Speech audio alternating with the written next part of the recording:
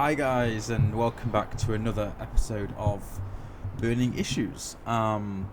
Today I'm recording this a little ahead of time because I am over in London for the weekend for a friend's engagement party and a bunch of business deals.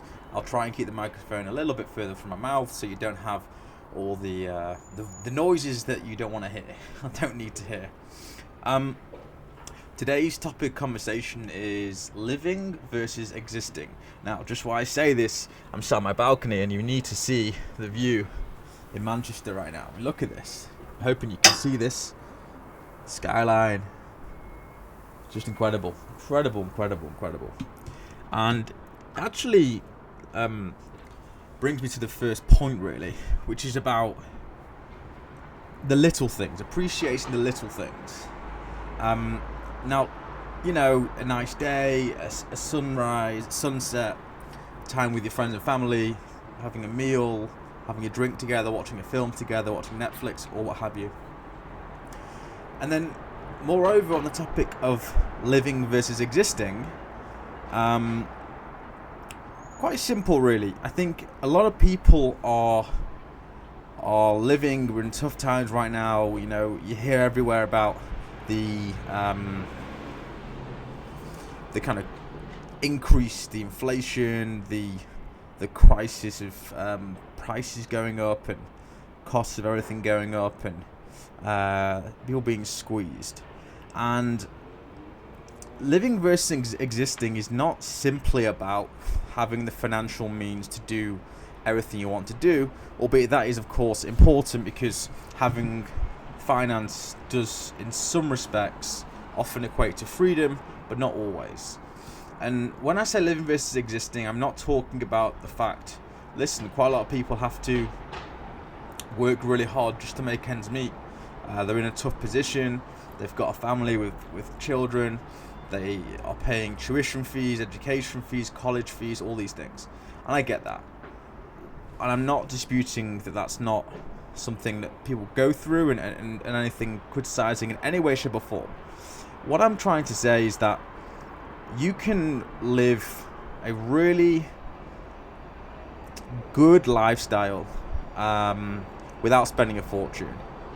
I mean, often people look at like what I do on Instagram and they think I spend fortunes, but often or not, I'll just go to a bar and order a drink and I'll just sit there and I'll just take it all in and watch the world go around, or a coffee store, what have you. And I like to think of it as my kind of daily little bit of sunshine. Quite ironic, I realise that I'm sat in the sunshine, but you understand what I'm trying to say. Rather than waiting all year for the 1 week of, I use the word vacation on purpose because people wait for that 1 week to enjoy themselves, let their hair down, and then all the rest of the year they're miserable and they're paying just their credit card off for that holiday they went on.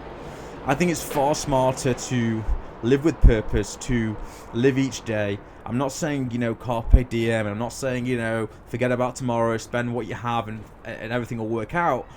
What I'm saying is just think about what you're doing day to day, and if you're merely existing and going through the motions, I can pretty much guarantee you that you won't be fulfilled, happy, or things like this. Living is different to every single person, right? It's not all about luxuries, it's not all about going on holidays and fancy cars, and of course I'm in the luxury watch business, it's not all about that either.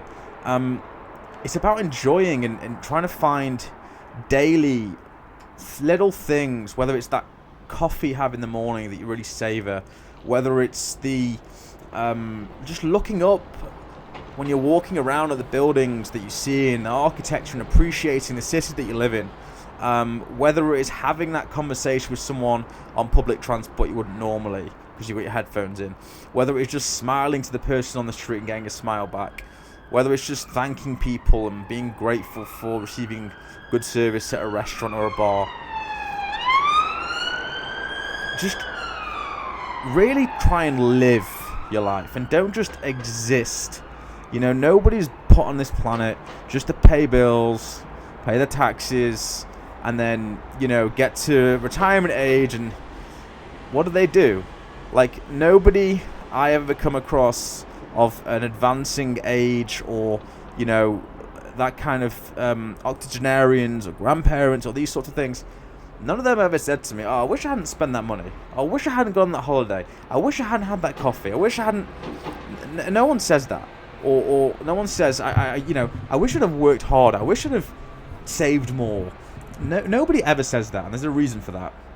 And again, I'm not disputing that you have to be prudent, and times are tough, and I'm not disputing that by any stretch. But even when times are tough, I think it's even more important to find, as I was just repeating myself, but to find those little pockets of happiness each day, small things. They don't have to be expensive things, just things that you might do. It might be that half an hour walk you take in the evening with your partner. It might be the FaceTime call you make once a week to your friend on the other side of the world. It might be playing a sport or taking up a new hobby or something. But there's more to life. This is my real takeaway. There's more to life than just making ends meet and paying bills.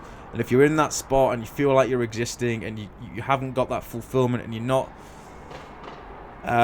enjoying yourself more often than not, like, take a look at yourself in the mirror and try as much as you can to find small little pockets of sunshine each day, and please try as best you can to live the best way you can.